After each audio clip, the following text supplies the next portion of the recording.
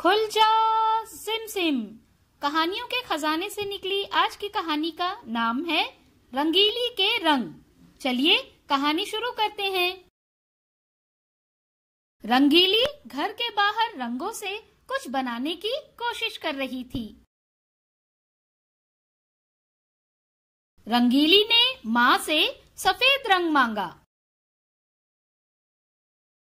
माँ ने पूछा, तुम सफेद रंग का क्या करोगी? रंगीली माँ से लिपटकर बोली, मैं इससे कुछ बनाऊंगी। माँ ने सफेद रंग रंगीली को दे दिया। माँ ने रंगीली को समझाया, देखो रंग खराब मत करना। रंगीली ने एक बड़ा सा नीला कपड़ा लिया।